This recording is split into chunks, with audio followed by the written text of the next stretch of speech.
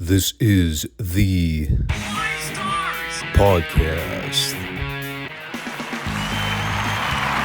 Let me talk to you. So, what do you guys want to talk about?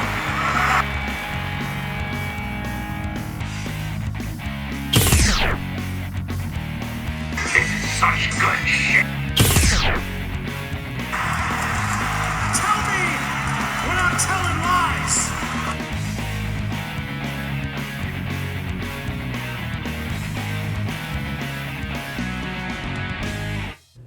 Thanks, guys. Back to you. It's amazing when you see how much storage space is taken up by files you never knew existed.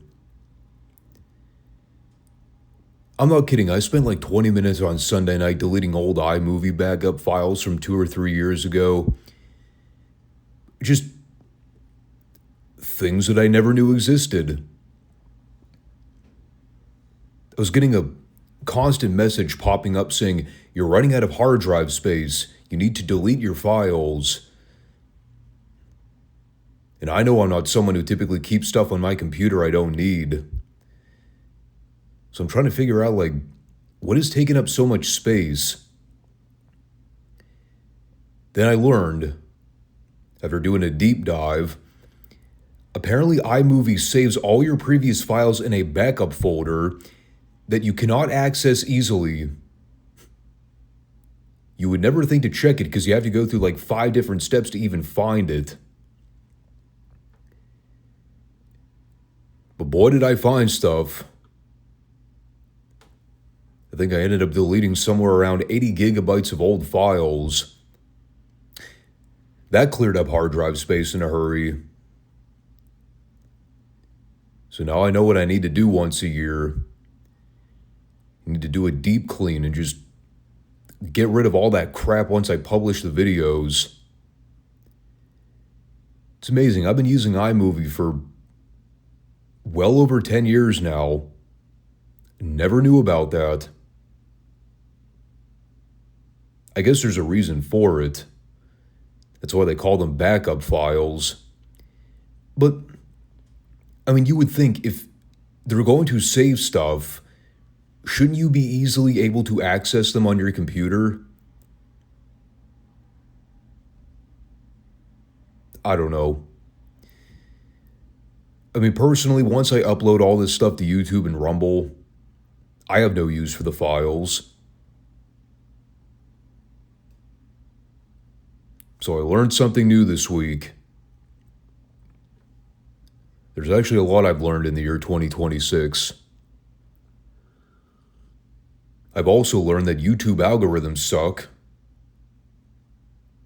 God, these constant changing metrics of video engagement and click-through rate and it really is astonishing how much video streaming has changed since I was a kid. 20 years ago, YouTube was a totally different animal. I don't even know what YouTube is anymore. A setup to fail system is what it is. I know it's my own damn fault for not jumping on the podcasting bandwagon when it was super popular in the early 2010s. Now everybody's got a podcast, including people who have no business even talking into a microphone. But it's like they used to talk about with spicy internet content. Same can be said about podcasting. If there's a topic or subject people are interested in, there's a podcast for it. Even just stupid stuff like people sitting around a coffee table doing elevator conversations. Let's talk about the weather. And people will watch. This is what we've come to in our parasocial world. Long gone are the days of face-to-face conversation. Now everybody communicates through social media. And the scary thing is most of these platforms have audiences.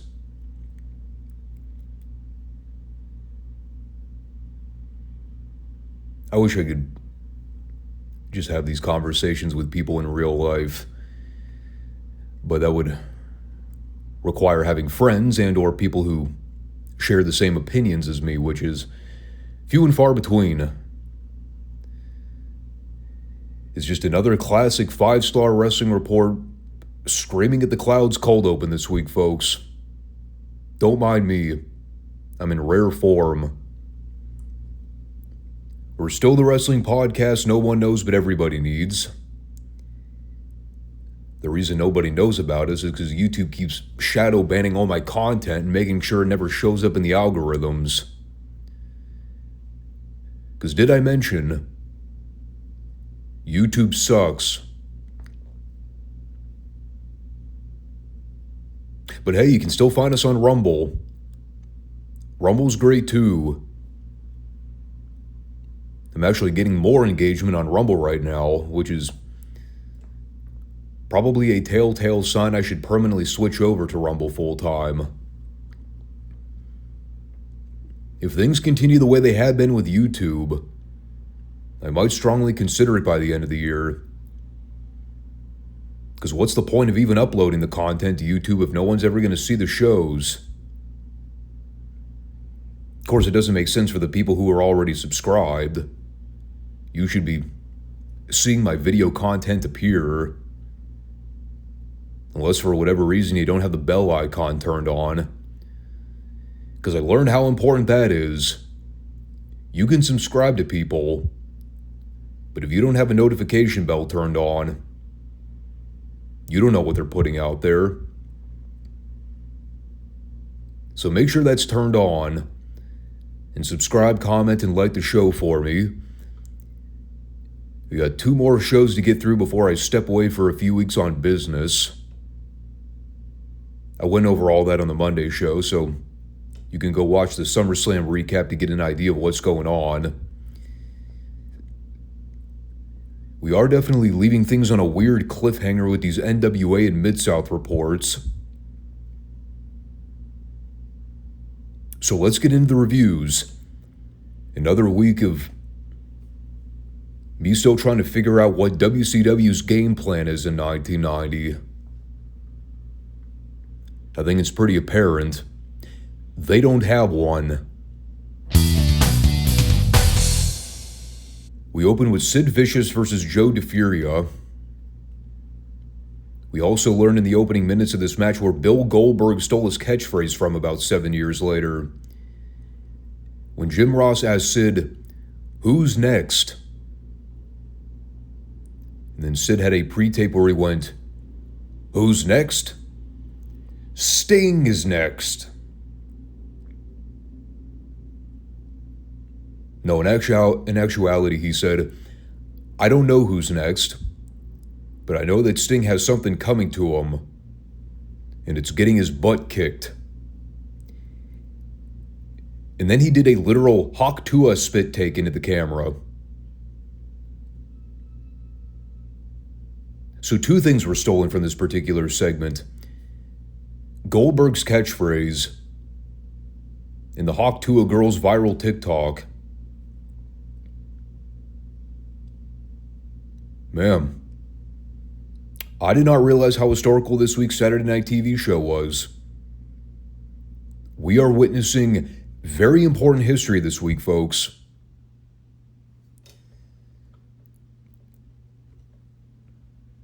So while Sid's out there pounding Joe into powder, we got our central theme play out throughout the show. Luger shows up in his pajamas and sneakers to stoically watch in the aisleway. It was eerily similar to the same pose he did when he showed up on the very first Nitro a few years later. Only then, I believe he was at least wearing business casual. Here he looked like he literally just rolled out of bed. So Sid wins with the jackknife, and then Luger just turns his back and walks away.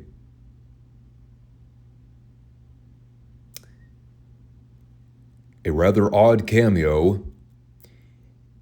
And it would not be Luger's only appearance throughout the show this week. But this all did tie in with the fallout from last week's program. And I don't know which syndicated show they aired this on. Probably NWA Main Event if I had to guess. Now last week on the Saturday night episode, if you recall, Luger was supposed to work a TV match, but he mysteriously no-showed and never made it to the building. Turns out we had an update on that situation. It appeared, based on the footage they aired, that Luger was jumped in the parking lot by the Horsemen. Although that was pure conjecture on Ross's part. There was never any actual video evidence to support this claim. What we do know is that somebody attacked Luger, purportedly. He made this big dramatic entrance with a torn up shirt and jeans. Hair was moderately disheveled, although still relatively prim for someone who allegedly got jumped by 4 other dudes. Point is, he shows up on Main Event with a kendo stick and goes into a frenzy. Again, never directly called out the Horsemen by name, which made Sting's follow-up promo a little more suspicious when he basically said, well, look, we all know the Horsemen jumped Luger, but he has too much pride to admit it, which is why he's keeping his mouth shut and not talking about the whole situation. And like, the whole way through this promo, the only thing I'm thinking is, I have absolutely no recollection of this storyline ever occurring. This whole mysterious angle of Luger getting attacked in the parking lot but refusing to acknowledge who it was. I mean, they're making it so patently clear that they want you to think it was the Horsemen. Be it Sid, Arn, Wyndham Flair, or a combination of all of them. You could throw Ole in there as well. But, you know, because they're trying to convince you that it was them, as a logical fan, obviously the swerve has to be that it was somebody else. Perhaps one of Luger's close friends. It's an interesting concept. Again, though, for the life of me, I don't remember this storyline. The Lex Luger Mystery Attacker saga. Sounds like another one of those unsolved Ole Anderson murder fables that never actually had a proper payoff. And if it did, it was so forgettable that everybody forgot about it.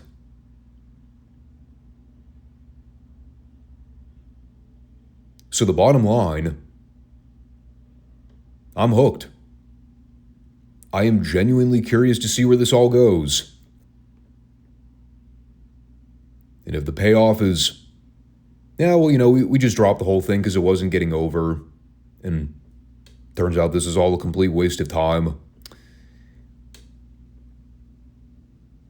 well, it would surely be an appropriate finale for WCW booking in the year 1990. Let's just arbitrarily drop a storyline from out of the blue for absolutely no reason. And then we had the Candyman Can Brad Armstrong versus Scrap Iron Bill Ford. I began my notes with the following statement. When the enhancement talent has a better nickname than the guy you're trying to put over, you need to stop and reevaluate your gimmick. Because your gimmick sucks. The fucking Candyman Brad Armstrong.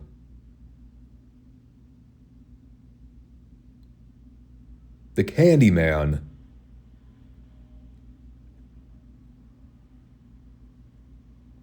I have no words. It speaks for itself. How could you possibly get any less over as a talent? Do a gimmick in wrestling where you voluntarily hand out candy to little kids and wear ring trunks that look like candy canes. That'll kill your career dead. It is yet another case study in wrestling on how Brad Armstrong was one of the most technically gifted athletes to ever step foot in a ring. Yet he was still predominantly one of the most boring wrestlers to watch. It's every Brad Armstrong match we've reviewed since the year 1984 when he debuted in Mid-South. He does a bunch of moves. It's all fine. But there's nothing to it. And then he eventually wins with a side Russian leg sweep. We also learned here that he apparently has selected Doug Furnas as a tag partner to challenge the Midnight Express for the U.S. tag titles. Tim Horner wasn't cutting the mustard. Brad decided he needed a new partner. Well, you know, can't entirely blame the guy. I would have picked a new partner if I had other options than Tim Horner. I mean, it only took Brad, 4 years to finally realize I can do better. I'm going to go find myself an actual quality tag team partner. And apparently the best he could find was Doug Furnas.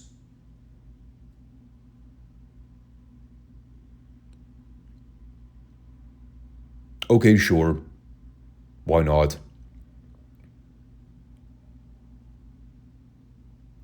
The Candyman. Never going to get over that.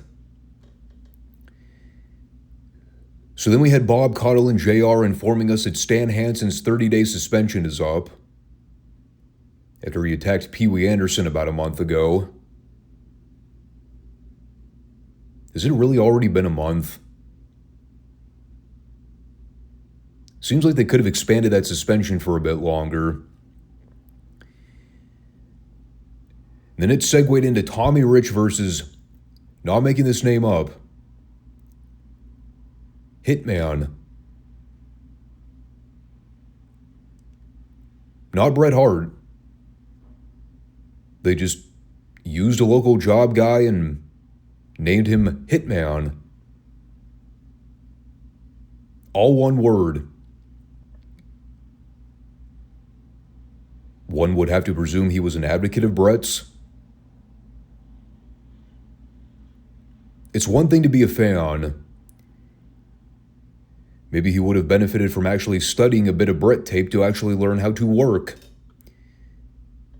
Because boy, was this Hitman fella rotten. Bret should have made a cameo to come out and stretch this guy for not only gimmick infringement, but downright insulting the moniker of the Hitman. I wish I knew how to make animated GIFs. There was a rope running spot here that the Hitman did that would have made green rookies and OVW laugh their asses off.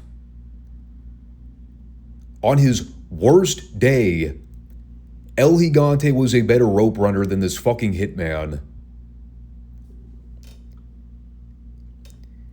What made me furious is that Rich is out there actually feeding for this jabroni. I couldn't even get into it as a comedy match because I'm sitting there asking, why is Tommy Rich letting this guy get any offense in on him? This should have been a one-sided squash. Instead, I'm watching Tommy Rich go toe-to-toe with this moron for 6 minutes. 6 minutes they devoted to this. I know it's a 2-hour show, but goddamn, son, you gotta draw the line somewhere. What was Mike Jackson doing around this time? They couldn't fly him out to Atlanta to work a match with Wildfire Tommy Rich? At least Mike's shit looked good.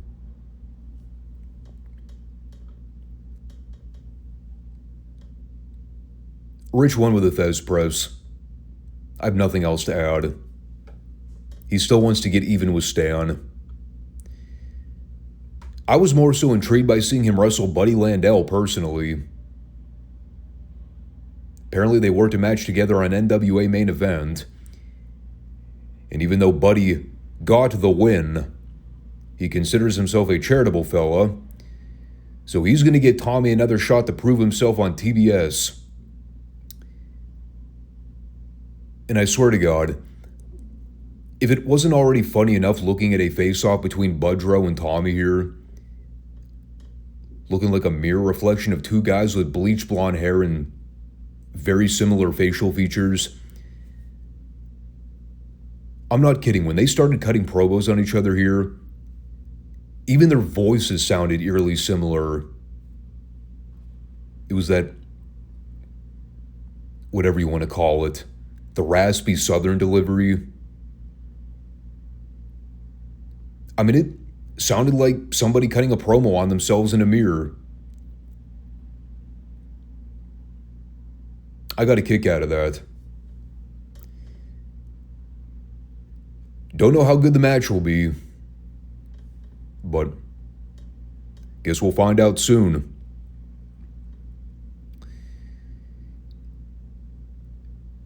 Then we had Mr. Wonderful versus Lee Scott.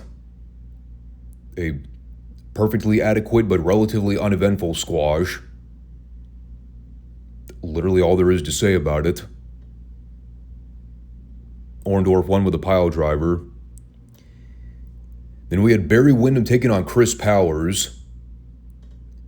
This was also a relatively uneventful squash right up until they basically did a carbon copy repeat of Seg 1, where they had Luger show back up and do the 1,000-yard stare with Windham from the aisleway. Again, he did absolutely nothing except stand there and look menacing. Still in his pajama pants. And just like what happened in the Sid match, Luger came out, he watched, he observed, and then he left. He didn't even stick around for the finish this time. It was actually kind of creepy. 1 minute they got Luger on camera staring down Windham. Then they cut back to the ring. Then they cut back to the aisleway. Luger had completely vanished like The Undertaker. They never showed him leaving. It was just, he was there on screen for 1 minute and then gone the next. And then Barry went over with something. I didn't write it down. Probably the lariat. See, here's the thing about the whole Luger distraction spot. I mean, we take this for granted nowadays because we've all been trained like idiot marks. Whenever there's an outside distraction going on, the dumbass in the ring diverts his attention away long enough to let the other guy get the advantage and usually win with some kind of flash roll-up. Because we've seen it so often. And in most of those cases, it makes the babyface look stupid. This is now the second straight match involving the Horsemen, where Luger showed up to distract somebody. But it did not directly lead to the Horsemen getting screwed over by pinfall to one of the job guys. Sid and Barry still won.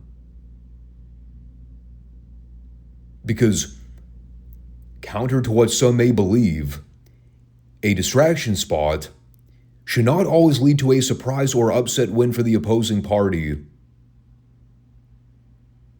You can still do a distraction spot and not make your top talent look like fools.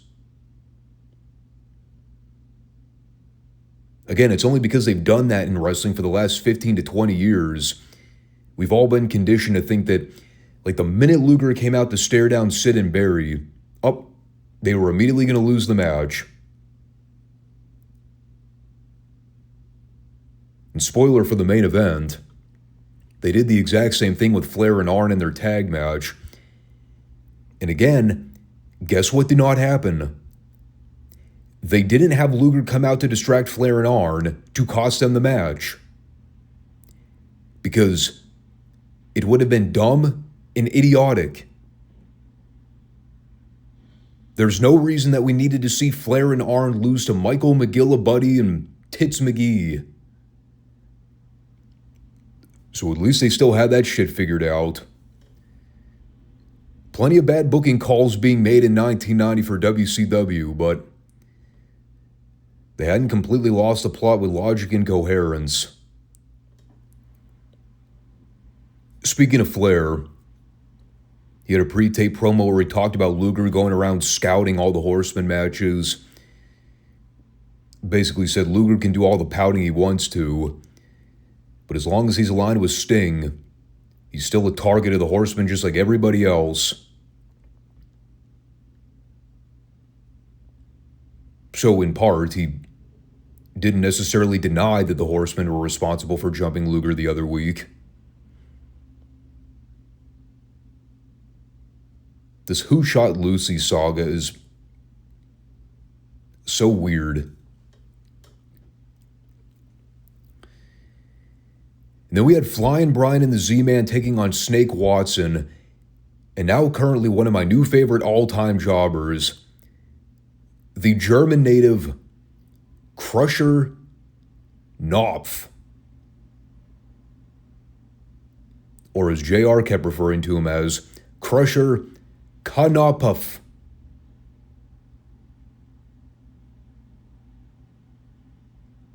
Apparently Jim was not well versed in his German. Nobody clued him in that the K is silent. Come on, even I knew that. And I sucked at German. This was low-key my favorite segment on the entire show this week. If anything, for getting to watch Crusher Knopf in action. What a wacky name. For a wacky-looking job guy as well. Actually, both of these guys are pretty wacky from a physical standpoint. Snake actually kind of looked like a cross between Manny Fernandez and George South. But Crusher Knopf, he was like straight out of the 1970s as a territorial jobber. A big, mean, ugly, burly-looking fat guy with an underfitted singlet and no body tone whatsoever. Ring work was abominably atrocious, which also made it glorious.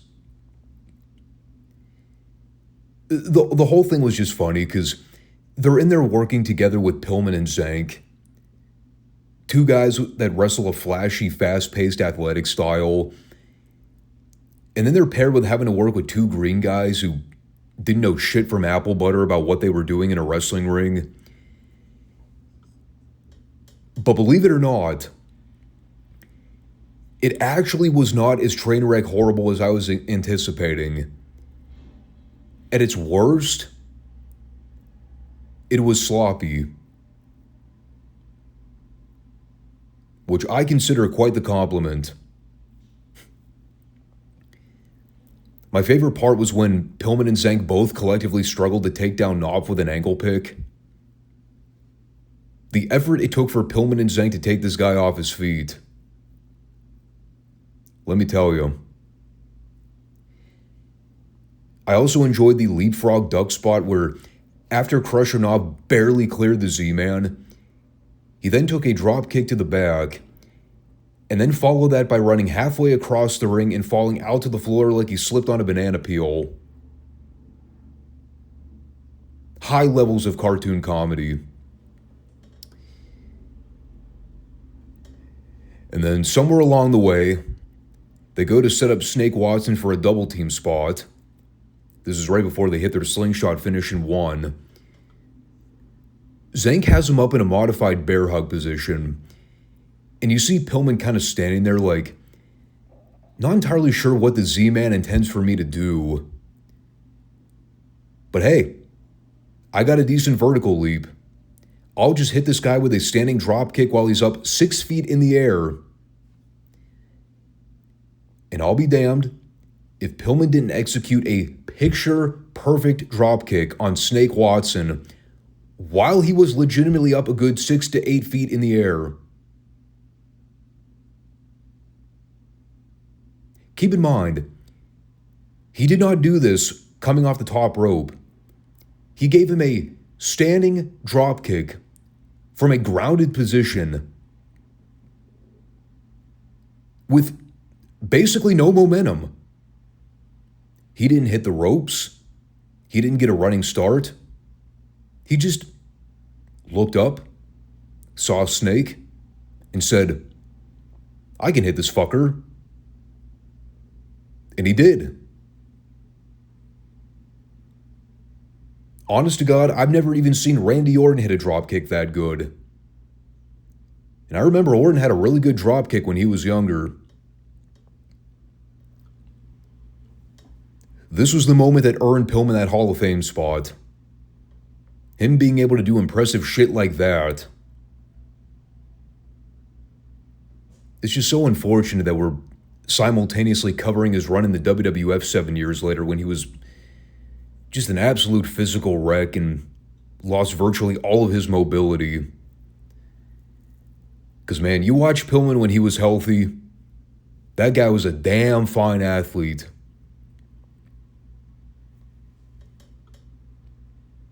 So yeah, this segment was awesome. And I'll go ahead and make up for time by succinctly reading you what I wrote down about this next match. The Samoan SWAT team versus John Douglas and Tim Hughes. Boring and uninteresting. Samoans win with a top rope splash. I'm also pretty sure the Samoan Savage nearly lost his balance on the top rope before coming down to hit the move. Yes, they are still around. And they are apparently in a program with the Steiner brothers for some reason. I guess because there's unresolved tension from the other week when they were beating up Scotty with a snow shovel.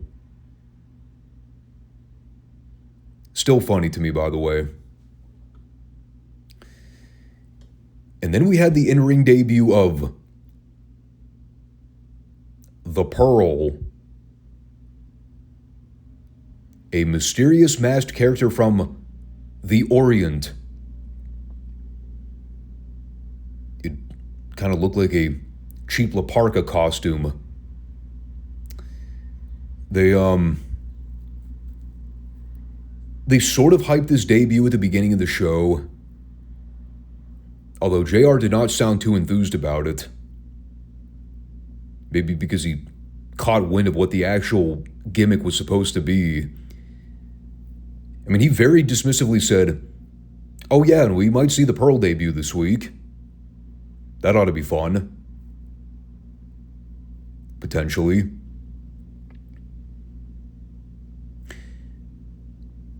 Well, then we saw the debut. It was not remotely fun. I think I read somewhere years ago that this is actually Ranger Ross they put under the bodysuit. I cannot confirm whether that's true or not. He definitely had Ranger Ross mannerisms, but I'm also not the greatest at reading body language. He did hit a savate kick at one point, which I remember was Ranger Ross's finish, although he was calling it the combat kick. Point is, this match absolutely sucked. The whole thing just basically came across like a cheap Muta gimmick knockoff, which was, frankly, something the fans did not need to be reminded of. The fact that the great Muta was not around anymore and didn't come back until sometime in 91, where I believe he showed up and was basically gone again within a matter of weeks. But yeah, the fans did not give a shit about this match. The minute the Pearl slapped on the nerve hold to Mr. Joe Kazana, audible boos were heard amongst the crowd. Even the announcers sounded bored calling this. I wrote here, Gary Hart could not have saved this segment. There was a point here where, after the Pearl had spent virtually all of his offense doing Japanese thrust kicks and elbows, poor thrust kicks and elbows, I should add, then he just randomly broke out a delayed pancake pile driver. And this is amazing. He goes to pick up Kazana, and he's got him upside down for what had to have been weeks. He's just holding him. I'm sitting there like, okay, what's your plan, man? He continues to hold the guy up. Time passes. I think we went through 3 or 4 different winter seasons while the Pearl's just holding this fucking guy upside down in a pile driver position. And then he finally just leans forward and falls on his knees. And Kazana kind of took a bump. And then to make matters even funnier, approximately 10 seconds after that move, Kazana's just back up on his feet making his comeback. Yes, there was a comeback in this match. And that's when the Pearl hit his combat kick and subsequently hit the moonsault for the pin. The moonsault looked decent.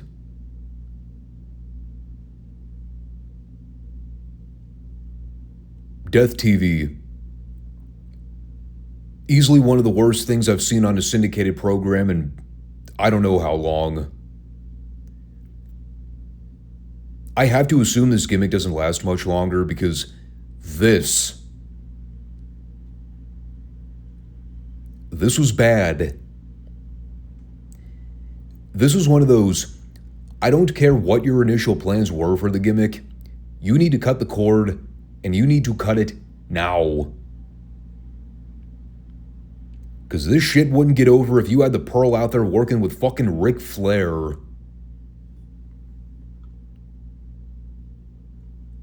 Awful. Buddy Landell promo. This is not awful. I actually messed up earlier. Apparently the rematch between him and Tommy Rich was not taking place next week. They were apparently blowing it off on NWA Main Event the following day.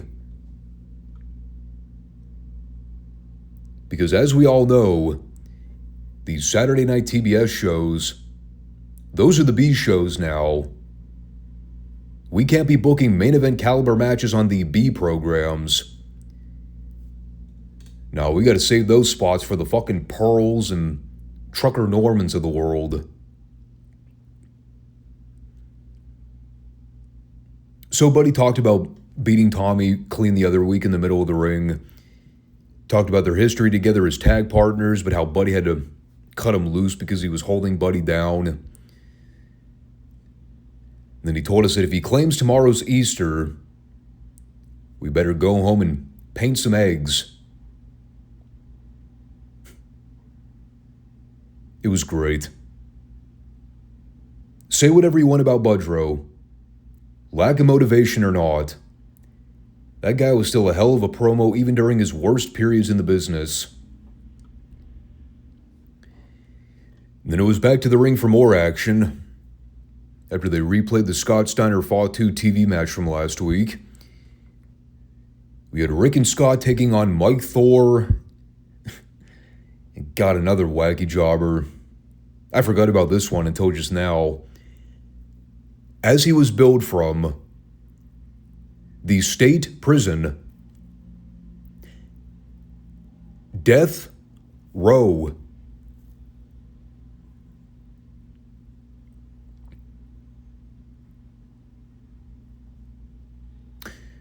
So, just to clarify here, we're to believe that in storyline, WCW went to the local Atlanta State Prison Center, found an inmate named Death Row, a presumed criminal.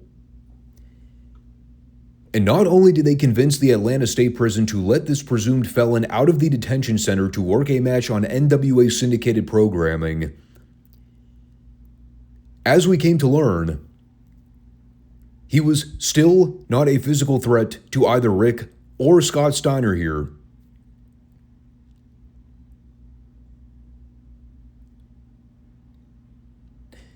That to me is even more astounding than the idea that they booked a jobber named Death Row. The fact that he still got his ass beat by the more experienced pro wrestlers.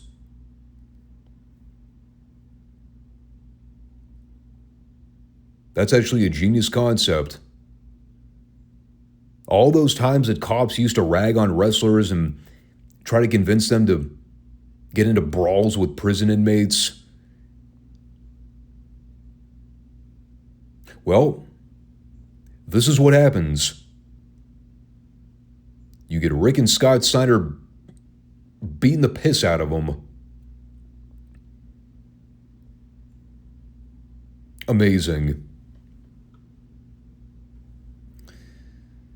I was so impressed to see Rick actually get this guy up in the electric chair position.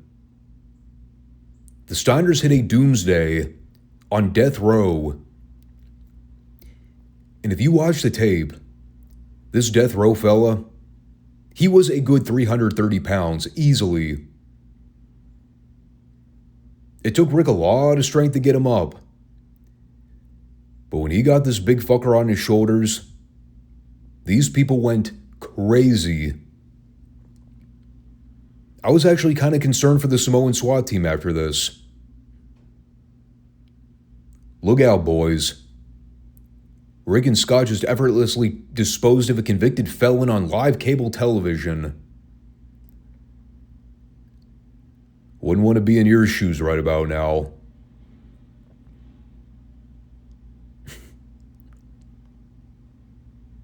I had way too much fun watching this.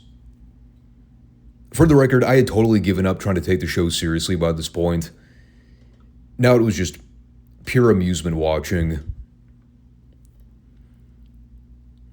And then we had the main event of Ric Flair and Arn Anderson versus Mark White and Scotty Williams. We also had Paulie out on commentary demanding that Luger give Mean Mark a rematch for the U.S. heavyweight title. Elsewise, he would take Luger to court.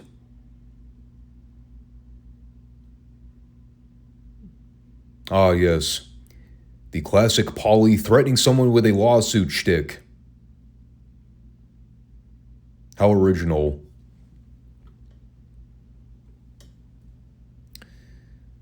So I'll go ahead and cut to the chase here. No point in spending 5 minutes talking about an absolutely worthless match. Luger makes his third cameo, comes out and stares down Flair and Arn in the aisleway.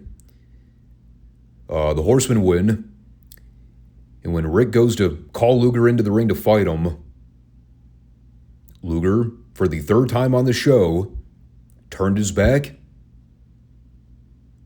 and he walked away.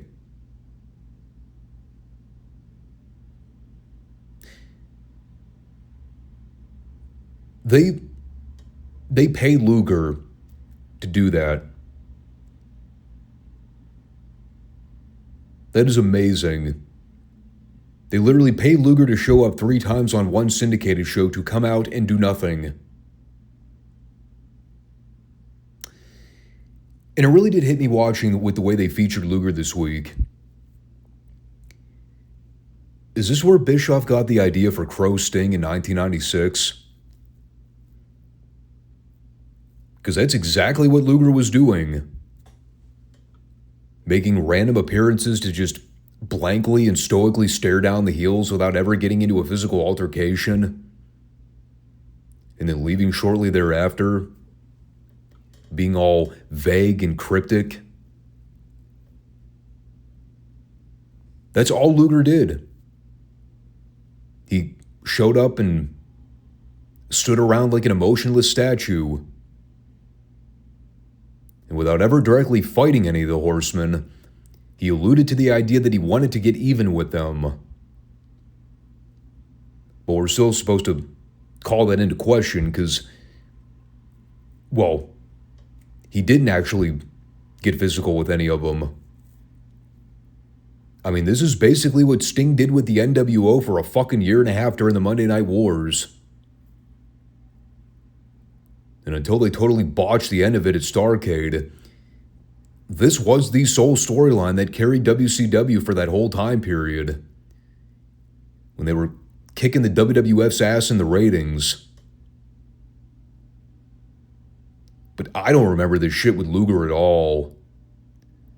This is a very bizarre blimp on the radar storyline that just kind of got lost in the shuffle among everything else going on at the time.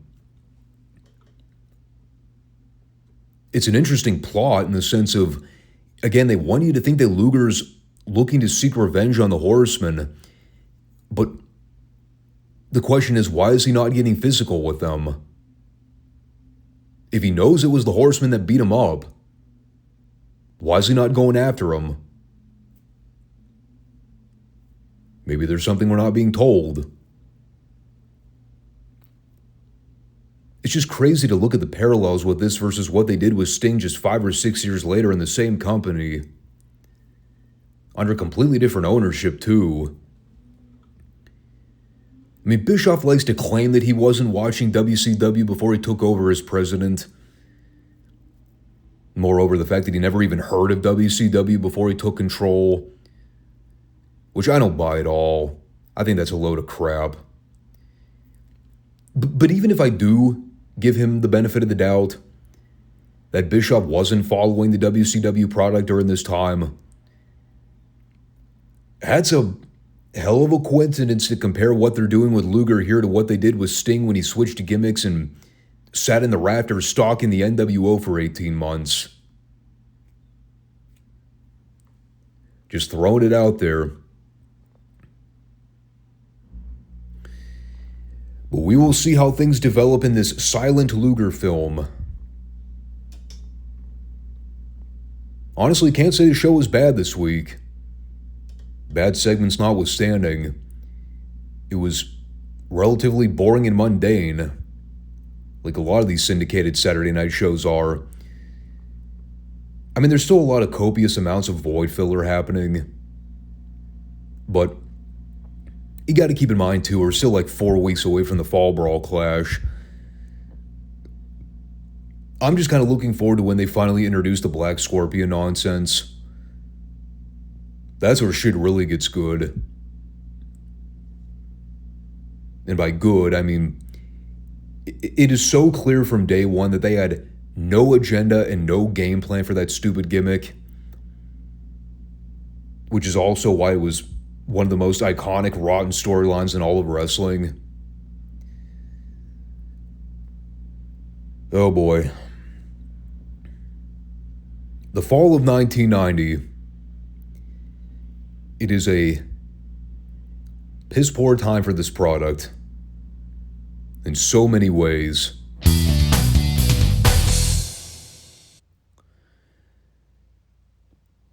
Now, one thing I want to do before we dive into Mid-South this week, I want to talk about Joe Watts. I have been on this fucker's case for years about how god-awful his commentary was. When he first started and they had him out there as the dual play-by-play guy with JR and Boyd, I mean, he was easily one of the worst wrestling commentators of all time. By 1985... now that he's had a few years to settle in, I can now confidently say that he was passable. He graduated from bottom of the barrel, dirt worst of all time to reasonably okay. I just wanted to throw that out there because it dawned on me how much better he's gotten on commentary since he first started. I know they say practice makes perfect. In Joel's case, it was practice makes adequate enough. So we open with a clip from Power Pro Wrestling. I always forget that Mid-South had a secondary B show they used to run at the Irish McNeil Boys Club. Every time I hear a mention of Power Pro Wrestling in Mid-South, I'm like, oh, that's still a thing, huh? Well, in this case, it had an important angle, which is why they aired the tape here. So at the end of last week's show, you remember we got that really obscure promo from Bill Dundee where he issued the challenge to Bobby Fulton so that if Fulton could beat him, he would let Fulton keep his sequined ring jacket. Basically to set up the idea that he hates Bobby and thinks he's a goofball because he shakes his ass and kisses all the girls, tries too hard. So we go to this tape from Power Pro. The Fantastics are coming out for a match with Pat Rose and Tom Pritchard. When they get in the ring, Dundee shows up and reiterates the same talking points I just made a minute ago. He thinks Bobby's a Bill Dundee ripoff. He hates that Bobby and Tommy come out and shake all the girls' hands, signing all the autographs. They're basically Dundee imposters, and they always have been. It is funny how the entire premise of this feud is that Dundee is only mad at Bobby Fulton, even though he's basically accusing Tommy Rogers of doing the exact same thing. But it's Bobby Fulton who Dundee has the problem with. So Bobby slaps him and sends Dundee fleeing for the hills. Then he disappears for a little bit while the Fantastics have their match with Rose and Pritchard. Then about 5 minutes later, Dundee hits the ring again, this time bringing Dutch Mantella's back up to help target the Fantastics. And they both start laying into Bobby and going after him with Shoe Baby. Then eventually Tommy shows up with a chair and runs everybody off. And this is all a setup for the Bill Dundee-Bobby Fulton singles match they aired after the break. And the thought occurred to me while I was watching all this go down. Am I the only one?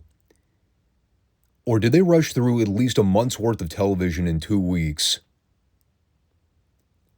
I mean, prior to the final 5 minutes of last week's episode, we never even knew that Dundee had a problem with the Fantastics.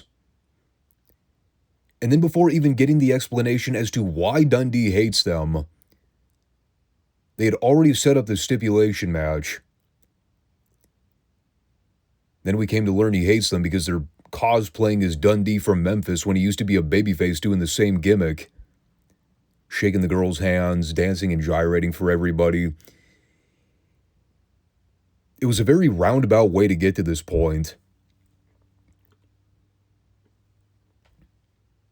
That being said, we got the match here. Dundee laid out the steps again where if Fulton beats him on TV, he'll give Fulton his pink ring jacket.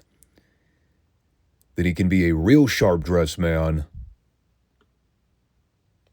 I'm wondering if all this literally just happened last minute because Dundee just straight up wanted to work with Bobby Fulton. So he pulled some strings and was like, hey Bill, how about we hotshot this grudge match on TV so I can work with Bobby? And Bill was like, sure, why not? The work between the two was excellent. Right up until they kind of fucked up the finish. These guys were working their keisters off out there. Yes, I just broke out the word keister in 2026. The old dad cliche joke.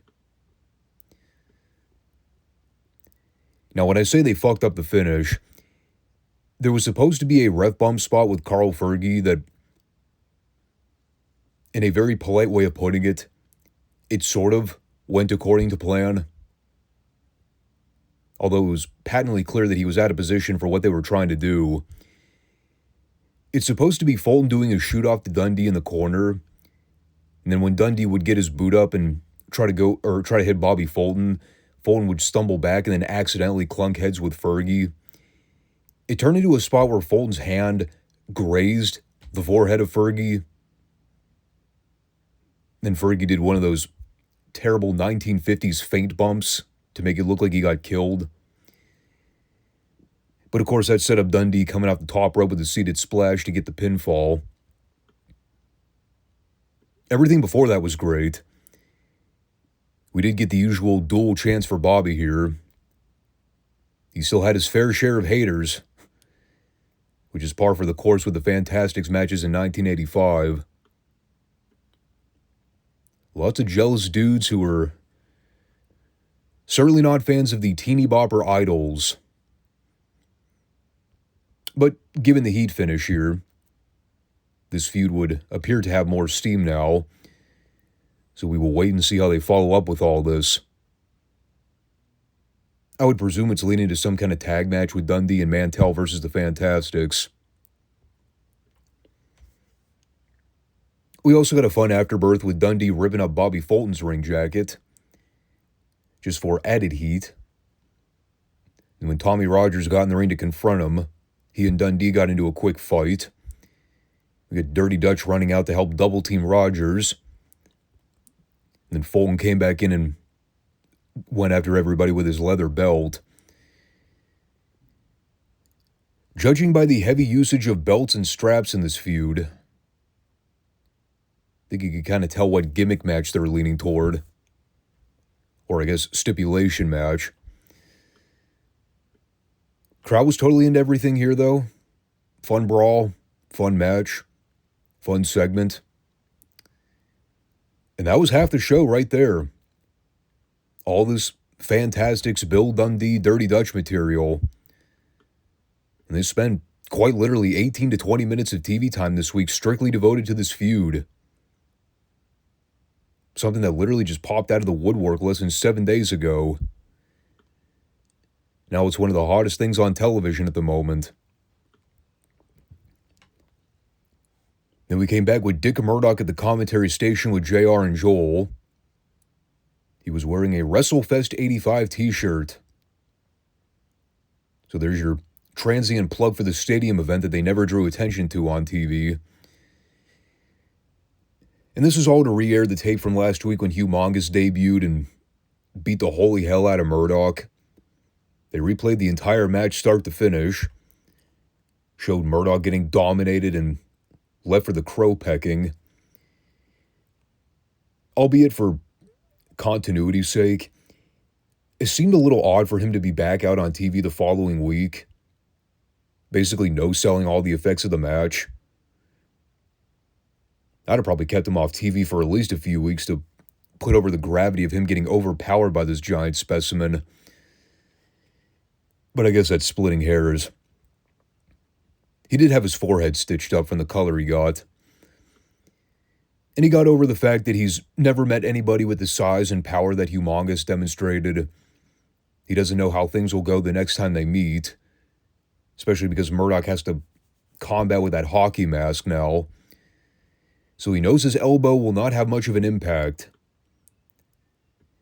But he's never backed down from a challenge before, and he knows there will be a day that they meet again. And Murdoch will get his revenge. And that was kind of a setup for the Humongous squash this week with Mark Reagan. You will be shocked to hear that Mark Reagan was not much of a problem for Humongous this week. Although it was very ironic seeing Tommy Gilbert officiate this match. When you consider everything that's happened with Eddie the Nightmare and Oliver Humperdinck, there's Eddie's dad, just conveniently out there refereeing a Humongous match. For the record, I was still not able to determine who was working the Humongous gimmick at this time. But he made quick work of Reagan. Got the win with the Shinanumaki submission. It's not Hercules Hernandez. We did confirm that. And then lo and behold, speaking of Eddie Gilbert, yeah, guess who was back this week? And not only was he back wrestling, his opponent, the Nightmare, after Eddie vanished from TV for like 4 weeks following that press conference where the Nightmare fired him as his manager, Eddie returns here from out of the blue, and his first match back is with the guy that turned his back on him. What I think many would consider a grudge match of some description. They did not announce this the week prior. There was no build-up. There was no fanfare. They just went balls deep into this thing on free TV. Now, of course, Eddie didn't win here. In hindsight, it might have been a smart idea to at least have him rack up a few TV wins before they had him return here to literally just do a job his first match back. But they had a pretty straightforward layout. The Nightmare powered Eddie around early on. They gave Eddie some hope spots when he was making his comeback. And when he finally went to try to pull off his mask, the Nightmare went to flip him over so he could load up the mask while Eddie was bickering with Humperdinck for a minute. And I actually kind of like what they did here, too. You know, instead of running with the typical thing of the Nightmare catching Eddie off guard and then headbutting him with the loaded mask, Eddie went to try to block it because he knew the Nightmare had put the gimmick in his mask ahead of time. The problem is that Eddie tried to block it by putting his arms up to brace the impact, so he ended up hurting himself. Then the Nightmare grabbed him and hit him with a pile driver for the 3 count. Clever little idea. Again, I still would have strongly considered having Eddie at least get a few TV wins before they immediately sent him out there to lose in his first match back. But, you know, it is what it is. I still would like to know why Eddie vanished altogether and we had not heard from him for almost a month. Judging how they did not draw attention to it, maybe it wasn't storyline related. We had Hacksaw Duggan versus Carl Styles. I want to mention something briefly about Carl Styles. I've been going back and rewatching some early Smoky Mountain tapes recently. I'm currently in the early months where primetime Brian Lee is feuding with Dutch Mantell. And Dutch is trying with every fiber of his being to get Brian Lee over. God bless him. But there's a point early on in that program where Dutch brings in Carl Styles and hires him as a bodyguard to watch his back to make sure Brian can't get his hands on him. It was not so much noticeable here as it was in 1992. And I know for a fact that Jim Cornette would not appreciate hearing this comment, but it is so true. Go watch the film of Carl Styles and Smoky Mountain from 1992. Tell me he doesn't look exactly like Kenny fucking Omega. I'm telling you, dog, once you see it, you will not be able to unsee it. Apologies in advance. There's absolutely nothing to say about this squash. Duggan won with a spear in about a minute. And then we had a truly amazing segment. Now, one thing you might not have heard me mention so far in this review is anything pertaining to the Superdome event. To be blunt, up until the final several minutes of this episode, I still was not sure that the Superdome event had aired yet. There was no mention of it from the commentators. We were not really given any clues based on story fallouts. So, well, I'll just cut to the chase here. They're about to air a final standby. It's Wendell Cooley versus Jerry Gray. Approximately 30 seconds into the match, there is a screen that pops up labeled Mid-South Wrestling Bulletin. And from there, you see Scott Muntz on camera saying, "We interrupt this program to bring you highlights of the Superdome event. Bill Watts dropped the fall in the tag match with Skandar Akbar and Kamala, so he's gone for Mid-South for 90 days. Also, Dick Murdoch is the new North American champion after he defeated the Nightmare. Also, in a no disqualification cage match with Bobby Sweetan as the special referee, no reason given, Jake Roberts and the Barbarian failed to capture the Mid-South tag titles, after Bobby Sweetan assisted DiBiase and Dr. Death in retaining the gold.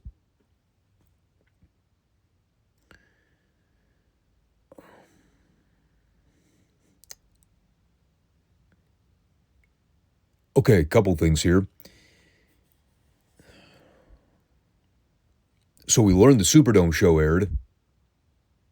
That's good to know. Approximately 40 minutes into the episode, after we've already seen a bunch of shit air and we're given no indication that anything had gone down. Second thing, holy fucking hot-shotting, right? All right, let's break these individual matches down here. Starting with Bill Watts dropping the fall in the Loser Leaves Mid-South for 90 Days tag match.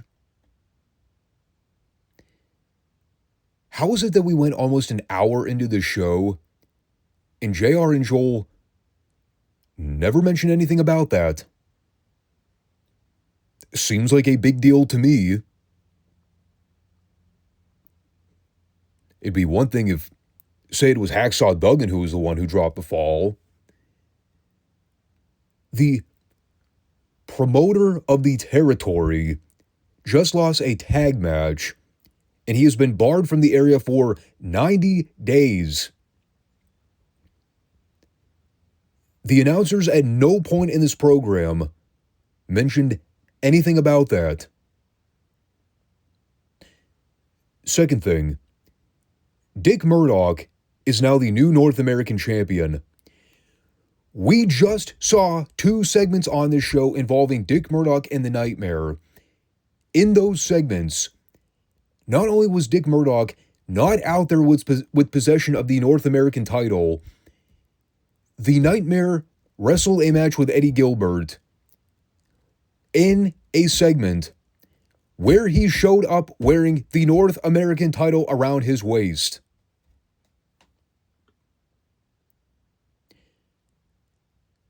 I understand the show is taped. Don't you think that's a detail that should not be overlooked when you're post-producing everything to finalize the editing?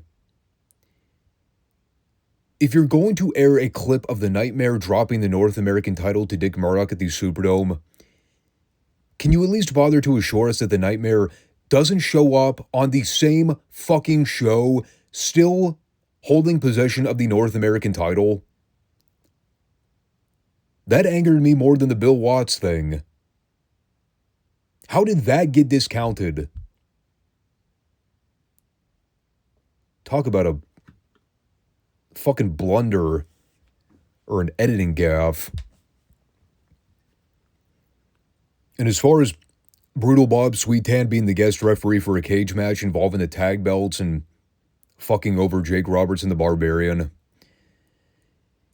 you know, I saw that clip and my first thought was, at this rate, why not? It made absolutely no sense in the context of anything they've been doing on television to build to that grudge payoff.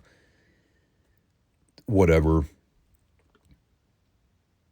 Now I remember why I have no memory of Roberts and the Barbarian feuding with DiBiase and Dr. Death over the Mid-South tag titles. It's because that was the end result.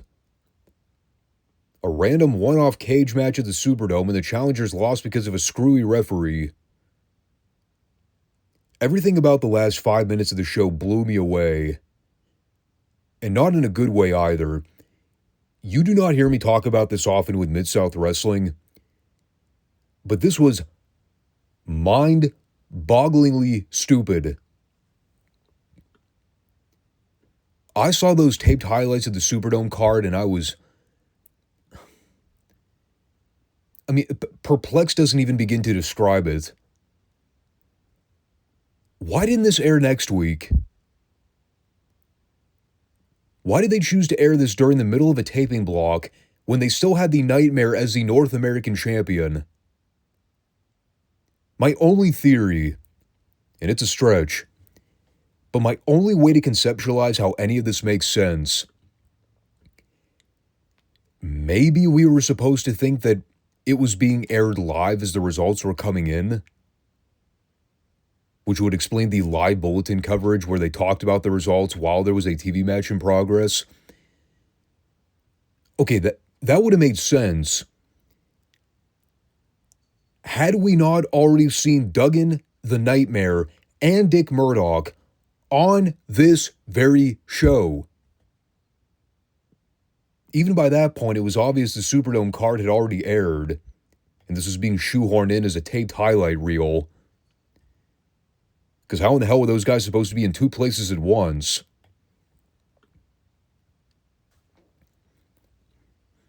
Head scratching.